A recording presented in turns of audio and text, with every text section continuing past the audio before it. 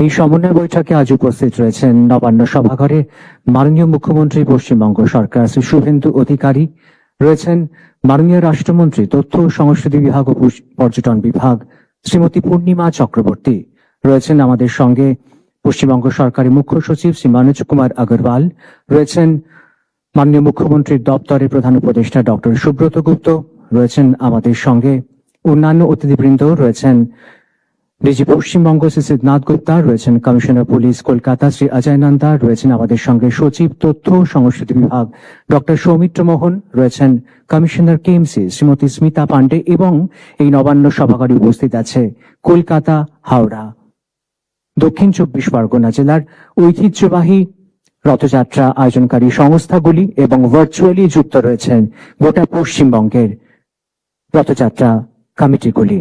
শুরুতেই স্বাগত ভাষণের জন্য অনুরোধ জানাবো মুখ্য সচিব পশ্চিমবঙ্গ সরকার শ্রী মনোজ কুমার আগরওয়ালকে। आज के एखाने उपस्थित माननीय मुख्यमंत्री श्रीयुक्त शुभेंदु अधिकारी महाशय, मैडम मंत्री पूर्णिमा चक्रवर्ती महाशय, मंच उपविष्ट आছেন advisor to honourable chief minister, আমাদের principal secretary INC department, DGP CP उपस्थित সুধীবিন্দু। আজকে এটা উদ্যোগ, এটা নবীন উদ্যোগ আছে, এটা ফার্স্ট টাইম উদ্যোগ আছে মাননীয় মুখ্যমন্ত্রী নিয়েছেন কি রথযাত্রা উপলক্ষে উনি যে রথযাত্রা কমিটিজ আছে ওনার সঙ্গে বসেছেন, ওনার সঙ্গে উৎসাহ দেবেন এন্ড ওনাকে অ্যাসিওর করবেন কি যত গভর্নমেন্ট সহায়তা আছে উনি দেবেন। রথযাত্রা এটা খুব রিলিজিয়াস ও কালচারাল সিগনিফিকেন্স আছে পশ্চিমবঙ্গে। আর প্রায় আমার 36 বছর চাকরিতে আমি দেখেছি কি পশ্চিমবঙ্গে রথযাত্রা হয়, কলকাতাতে হয়, এলবার্ট রোড থেকে আরাম হয়, বিভিন্ন জেলাতে হয় যেখানে আমরা অংশগ্রহণ করতাম। বাট মাস পার্টিসিপেশন যেটা আছে, যেটা গভর্নমেন্ট যেখানে প্রোৎসাহন থাকে, গভর্নমেন্ট যেটা সাপোর্ট থাকে, ওরকম ব্যবস্থা ছিল না। এবার প্রথমবার যে আছে নতুন গভর্নমেন্ট আসার পরে মাননীয় মুখ্যমন্ত্রী প্রায় 1 মাস থেকে চেষ্টা করছেন কি আমরা কিরম যে আমাদের শ্রদ্ধালু আছেন ওদের জন্য সব অ্যারেঞ্জমেন্ট করতে পারবো, তাকে যেটা আছে এটা ফেস্টিভ্যাল ফুল গভর্নমেন্ট সাপোর্ট পাবে এন্ড যত লোক আছে ওরা এই অনুষ্ঠানে for the religious and cultural purpose অংশগ্রহণ করতে পারেন without any hindrance, without any obstruction, without any problems. মাননীয় মুখ্যমন্ত্রী যে আছেন গোটা স্টেটে রিভিউ করেছেন এটা সব জেলা শাসককে নিয়ে, এসডিও কে নিয়ে, বিডিও কে নিয়ে, যেখানে যেখানে আছে ওসি এসডিও সব যে আছে প্রশাসন আপনাদেরকে হেল্প করবে। ফ্যাসিলিটেশন সেন্টার হবে, শিবির হবে, যেখানে জল থাকবে, ওআরএস থাকবে, টেন্ট থাকবে, যেখানে আছে ফার্স্ট এড থাকবে, হেল্প ডেস্ক থাকে। আর বিভিন্ন ডিপার্টমেন্ট মিলিয়ে যেটা আছে যে 57 রথযাত্রা আছে স্টেটে, প্রত্যেক জিনিস যেটা আছে অ্যাডমিনিস্ট্রেশন আপনাদের সবাই সাহায্য করবে। তো আমি ধন্যবাদ জানাচ্ছি মাননীয় মুখ্যমন্ত্রীজিকে যে এটা উদ্যোগ নিয়েছেন, আর আশা করব যেটা আছে কি আমরা প্রত্যেক বছর এরকম অনুষ্ঠান আমরা করব। আর মাননীয় মুখ্যমন্ত্রী এটা আর্থিক সহায়তা দিয়েছেন, আজকে যেটা অনুষ্ঠান মাধ্যমে আর্থিক সহায়তা দিয়েছেন, যেটা দেবেন শিবির জন্য, প্রত্যেক শিবির জন্য 1 লাখ টাকা দিয়েছেন। রথযাত্রা কমিটিকে আর্থিক সহায়তা যেমন দুর্গাপূজাতে অন্য অনুষ্ঠানে দেওয়া হয় ওরকম উনি দিচ্ছেন। এটা নতুন অধ্যায় আরম্ভ করছেন পশ্চিমবঙ্গে। তো আমি এটাই বলে সবাইকে অভিনন্দন ও ভালোবাসা জানিয়ে আমরা বক্তব্য শেষ করছি। ধন্যবাদ মুখ্য সচিব পশ্চিমবঙ্গ সরকারকে স্বাগত ভাষণের জন্য। এবার আমরা মাননীয় মুখ্যমন্ত্রীকে তার মূল্যবান বক্তব্য রাখার জন্য অনুরোধ জানাই। নমস্কার, জয় জগন্নাথ। আমি প্রথমেই অভিনন্দন জানাবো আমাদের বিভিন্ন সন্ত সমাজের প্রতিনিধিরা এবং রামকৃষ্ণ মঠ মিশন, ইসকন, ভারত সেবাশ্রম সংঘ সহ যারা আমাদের পরম্পরায় ঐতিহ্য এবং সংস্কৃতির মেলবন্ধন ধরে রাখার ক্ষেত্রে অগ্রণী ভূমিকা নেন, তাদের সকলকে আমি প্রথমে কৃতজ্ঞতা এবং অভিনন্দন জানাবো। আমার সঙ্গে এই রাজ্যের সমস্ত ঐতিহ্যবাহী রথযাত্রা কমিটিগুলি ভার্চুয়ালি যুক্ত হয়েছেন জেলা শাসকদের ব্যবস্থাপনায়। আমি সবাইকে রথযাত্রার প্রাক্কালে আগাম শুভেচ্ছা এবং অভিনন্দন জ্ঞাপন করি।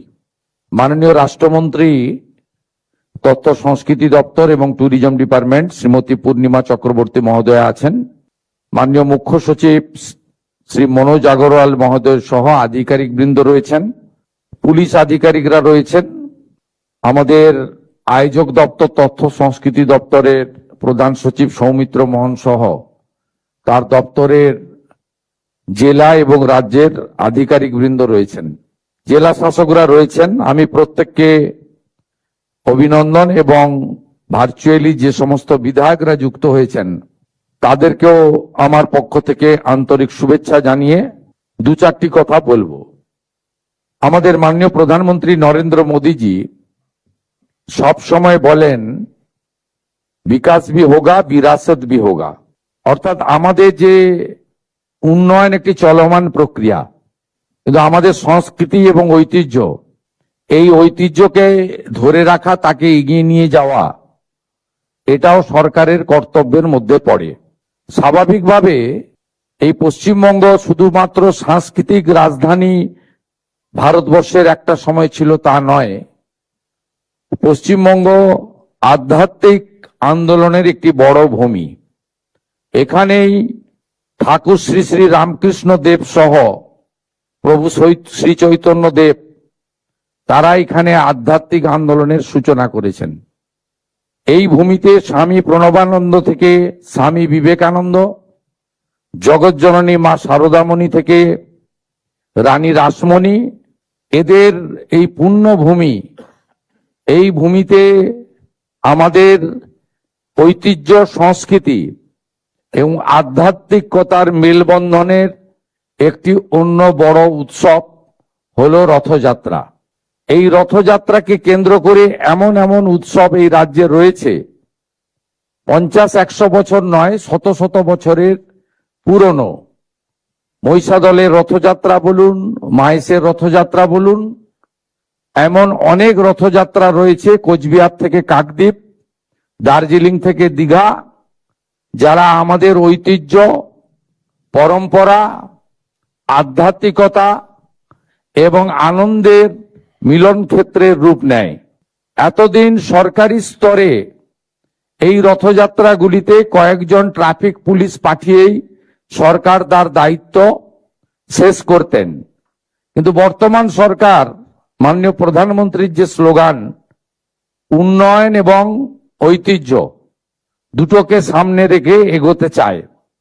তাই আমরা এবারের রথযাত্রায় সরকারিভাবে আমরা সক্রিয়ভাবে অংশগ্রহণের সিদ্ধান্ত নিয়েছি। মুখ্যমন্ত্রীর সাথে সাথে আমার হাতে তথ্য সংস্কৃতি দপ্তর রয়েছে। এই দপ্তরের মাধ্যমে আমরা পশ্চিমবঙ্গের 75টি ঐতিহ্যবাহী রথযাত্রার যে মেলা হয়, মিলন উৎসব হয়, সেখানে আমরা সেবা কেন্দ্র স্থাপন করার সিদ্ধান্ত নিয়েছি। তথ্য সংস্কৃতি দপ্তরের পরিচালনায় এই সেবা কেন্দ্রগুলিতে পুণ্যার্থী এবং যে সমস্ত দর্শকরা আসবেন, ভক্তমণ্ডলীকে ন্যূনতম পরিষেবা প্রদান করা হবে রাজ্যের 75টি জায়গায়। এতে পুরসভা, জেলা প্রশাসন, জেলা পুলিশ এবং সংশ্লিষ্ট রথযাত্রা কমিটিকে যুক্ত করে আমরা করছি। আমরা যে সমস্ত রথযাত্রাগুলি দশকের পর দশক ধরে হয়, প্রাথমিকভাবে এমন প্রায় 60টি রথযাত্রা কমিটিকে আমরা 5 লক্ষ টাকা করে সরকারি সহায়তা আজকে প্রদান করব। এটি আমাদের অংশগ্রহণ।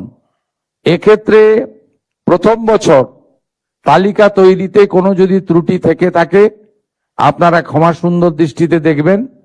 আগামী দিনে তথ্য আপনারা যদি তথ্য সংস্কৃতি দপ্তরের আধিকারিক তথা জেলা শাসকদেরকে জানান, আগামী দিনে আমরা ত্রুটিপূর্ণ তালিকা তৈরি করার চেষ্টা করব।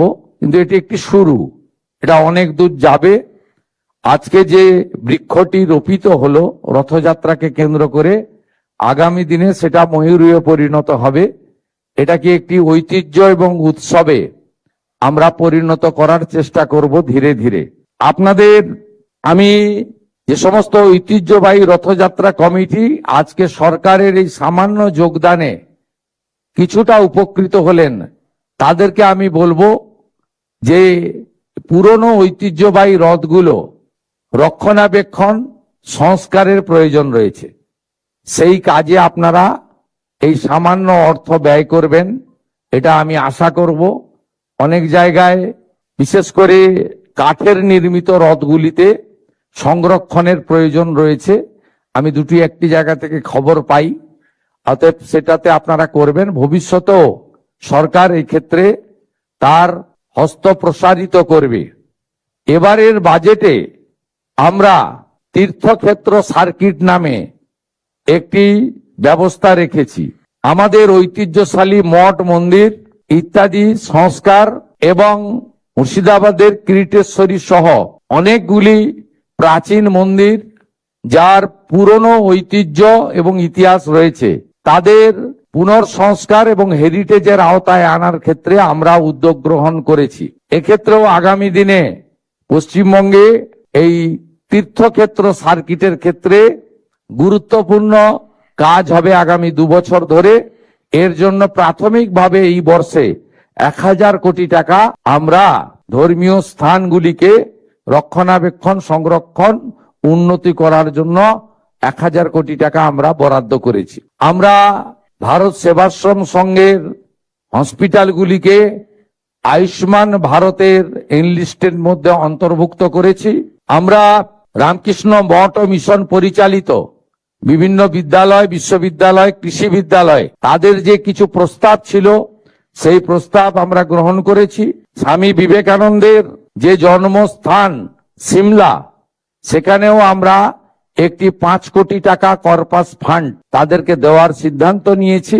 কারণ ওই ক্ষেত্র আমাদের কাছে পুণ্যভূমি, সেই পুণ্যভূমিকে রক্ষণাবেক্ষণ করার ক্ষেত্রে তাদের সমস্যা হচ্ছে, সেক্ষেত্রেও সরকার কিছুটা এগিয়ে এসেছে। বলতে গেলে অনেক সময় লাগবে, আমি দীর্ঘ বক্তব্য রাখবো না। আমি আপনাদের সকলকে রথযাত্রার অভিনন্দন জানিয়ে আরেকটি ঘোষণা দিয়ে শেষ করব। এবারে শ্রাবণ মেলা, শ্রাবণ মাসে জলযাত্রীরা যান। আমি ভারতবর্ষের বহু রাজ্যে দেখেছি সরকারিভাবে এই যে আস্থার একটি বড় পরম্পরা, তাকে কিভাবে সরকার সহযোগিতা করে। আমরা এতদিন ধরে এই রাজ্য বঞ্চিত ছিল। আমরা এবারে শেওড়াফুলি থেকে তারকেশ্বর যাওয়ার পথে প্রতি 5 কিলোমিটার অন্তর অন্তর সেবা কেন্দ্র স্থাপন করছে সরকার, এবং তারকেশ্বর ধামে আমরা প্রায় 15 কোটি টাকার কাজ করছি ওখানে আমাদের বাবা ধামকে সাজানোর জন্য। আমরা 3টি ক্ষেত্রকে বিশেষভাবে এই জলযাত্রী যারা শ্রাবণ মাসে যাবেন বেছে নিয়েছি।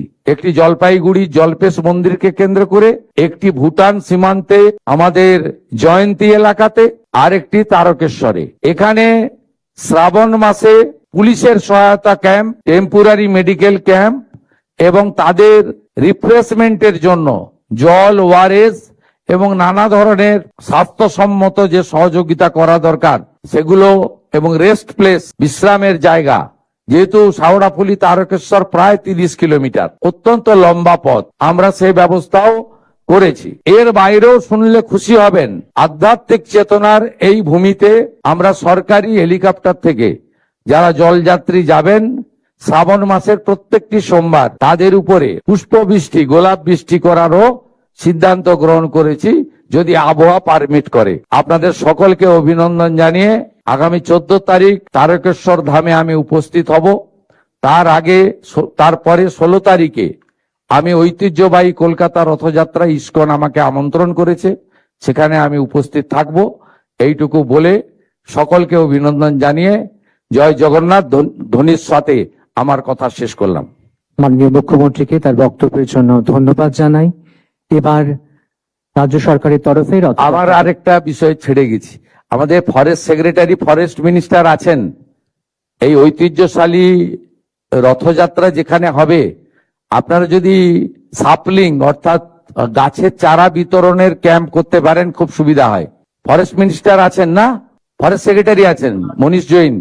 আপনারা এই যে আমাদের 75টি বড় রথযাত্রা উৎসবে সরকারিভাবে ক্যাম্প করছে, আপনি সৌমিত্র মোহন মহোদয় মানে প্রধান সচিবের সঙ্গে কথা বলে ওখান থেকে যদি জনসাধারণের উদ্দেশ্যে কিছু চারা বিতরণ করেন, শুধু ইউসি চারা দেবেন না, ইউসি চারাটা দেবেন না, ওটা মাটির পক্ষে ক্ষতিকারক। ফল গাছের চারা বিতরণে উৎসাহিত করুন, এবং সমুদ্র তীরবর্তী এলাকার মেলাগুলিতে নারকেল গাছের চারা বেশি করে বিতরণ করুন, যেখানে বেশি বজ্রপাত হয়।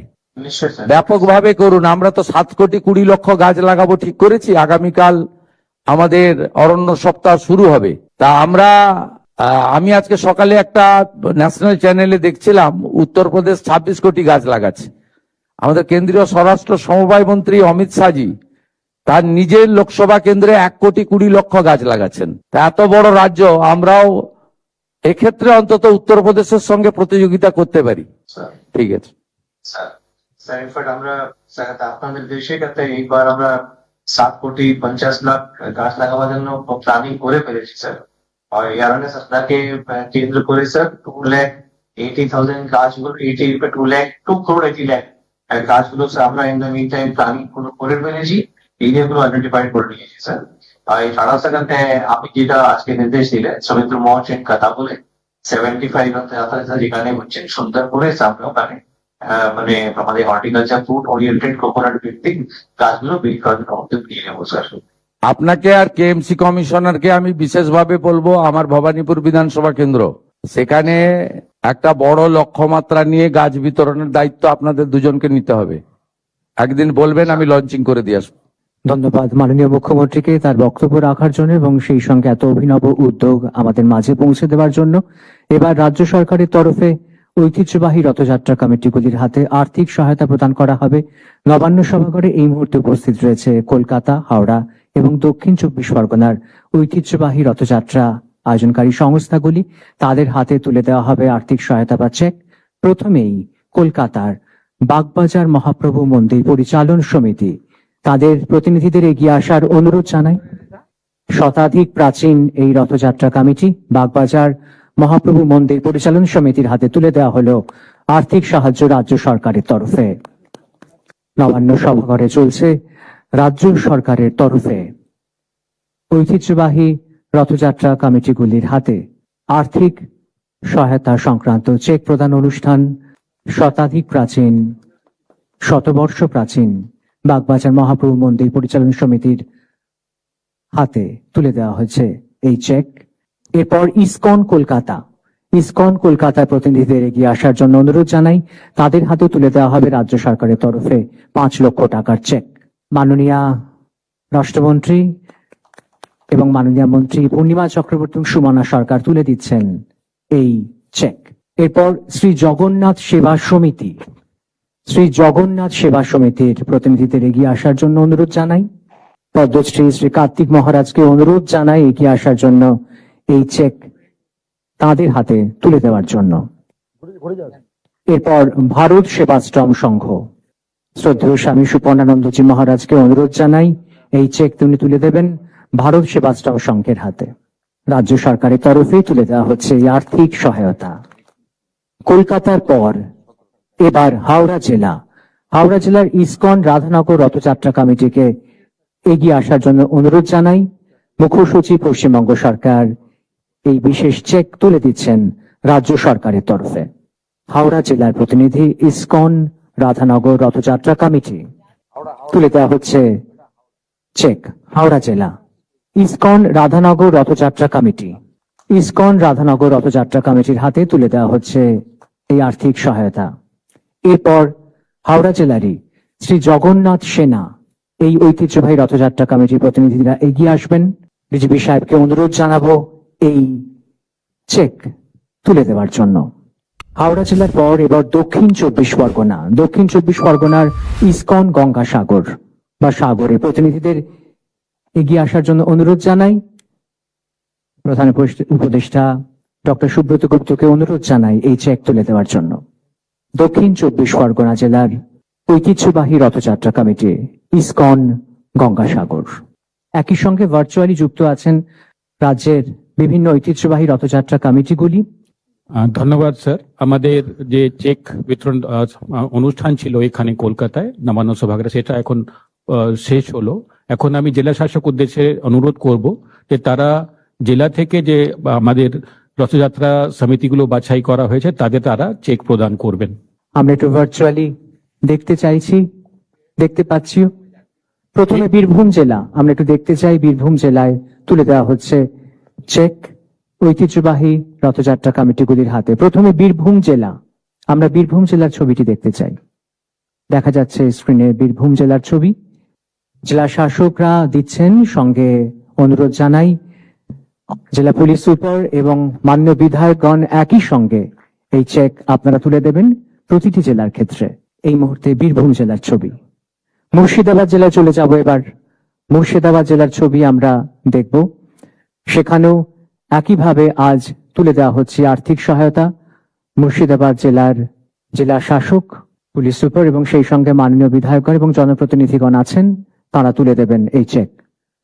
দেখা যাচ্ছে মুর্শিদাবাদ জেলার ছবি। সকলে করতালি দিয়ে আমরা এই মুহূর্তকে স্বাক্ষর করব। এরপরে মালদা জেলায় আমরা চলে যাব। মালদা জেলার ছবিটি আমরা দেখতে চাই, যেখানে চলছে এই মুহূর্তে আর্থিক সহায়তা প্রদান অনুষ্ঠান। মালদা জেলা আমরা দেখতে পাচ্ছি স্ক্রিনে, মালদা জেলা যেখানে চেক বিতরণ চলছে। উত্তর দিনাজপুরে এবার আমরা যাব। মালদা জেলার পর উত্তর দিনাজপুর, সেখানেও একইভাবে চলছে চেক বিলি। আর্থিক সহায়তা প্রদান করা হচ্ছে রাজ্য সরকারের তরফে ঐতিহ্যবাহী রথযাত্রা কমিটিগুলির হাতে। এরপরে শিলিগুড়ি, আমরা শিলিগুড়ির ছবিটা যদি একটু দেখতে পাই, সেখানেও একইভাবে চলছে আর্থিক সহায়তা প্রদান অনুষ্ঠান।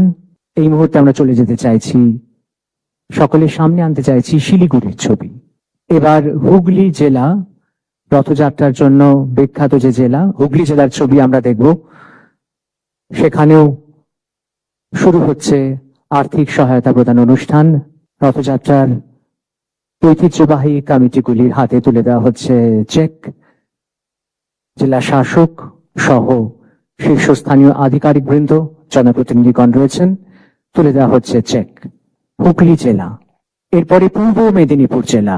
হুগলি জেলার পরে আমরা যাব পূর্ব মেদিনীপুর জেলা, যেখানে ঐতিহ্যশালী রথযাত্রা কমিটি রয়েছেন সকলে। আমরা জানি পূর্ব মেদিনীপুর জেলার রথযাত্রা স্বনামধন্য রথযাত্রা, তুলে দেওয়া হচ্ছে সেই জেলাতেও বিশেষ আর্থিক সহায়তা। এরপর পুরুলিয়া জেলা, আমরা চলে যাব রাঢ় বাংলার পুরুলিয়া জেলাতে। পুরুলিয়া জেলায় ছবিটিও আমরা দেখে নেব। আমরা দেখতে পাচ্ছি পুরুলিয়া জেলার ছবি, যেখানে রথযাত্রা কমিটির হাতে তুলে দেওয়া হচ্ছে আর্থিক সহায়তা। কোচবিহারে এবার যাব আমরা। কোচবিহার জেলা, কোচবিহার জেলাতে আমরা দেখব এই মুহূর্তে সেখানে আর্থিক সহায়তা প্রদান অনুষ্ঠান চলছে। কোচবিহার জেলার ছবি এই মুহূর্তে আমাদের সামনে স্ক্রিনে। জলপাইগুড়ি, জলপাইগুড়ির দিকে আমরা এগিয়ে যাব ধীরে ধীরে। আমাদের স্ক্রিনে আসবে জলপাইগুড়ির ছবি, যেখানে একইভাবে আর্থিক সহায়তা প্রদান করার অনুষ্ঠান চলছে। আমরা এবার জলপাইগুড়ির দিকে এগিয়ে যাব। জলপাইগুড়ি জেলা, সেখানে চলছে আর্থিক সহায়তা প্রদান অনুষ্ঠান। পশ্চিম বর্ধমান, জলপাইগুড়ির পর পশ্চিম বর্ধমান, ঐতিহ্যবাহী রথযাত্রা কমিটিগুলির হাতে তুলে দেওয়া হবে সেখানে আর্থিক সহায়তা। দেখতে পাচ্ছেন পশ্চিম বর্ধমানের ছবি, উপস্থিত রথযাত্রা কমিটির হাতে তুলে দেওয়া হচ্ছে রাজ্য সরকারের তরফে আর্থিক সহায়তা। ঝাড়গ্রাম, ঝাড়গ্রাম জেলার ছবি আমরা দেখব এবার। পশ্চিম বর্ধমানের পর আমরা আসবো ঝাড়গ্রামে। ঝাড়গ্রাম জেলার ছবি আমরা দেখতে পাচ্ছি, রয়েছেন জেলা শাসক, পুলিশ সুপার এবং সেই সঙ্গে সম্মানীয় জনপ্রতিনিধিগণ। তুলে দেওয়া হচ্ছে চেক ঐতিহ্যবাহী রথযাত্রা কমিটির হাতে। এখন আমরা জেলা শাসকদের অনুরোধ করব, এখন তারা যারা যারা রথযাত্রা কমিটি আছেন তাদেরকে মাননীয় বিধায়ক এসপি সিপি সাহেবের উপস্থিতিতে চেক প্রদান করবেন। আর অনুষ্ঠানটা সেই অনুযায়ী তাদের যা সাহায্য করার প্রয়োজন আছে, আমাদের সেবা শিবির করার প্রয়োজন আছে, সেটা তারা আপনারা রীতিমতন করবেন। অনেক ধন্যবাদ স্যার। এই সহকারে আমরা আজকের এই আমাদের রথযাত্রা সম্পর্কে যে অনুষ্ঠান আমরা এখানে শেষ করছি।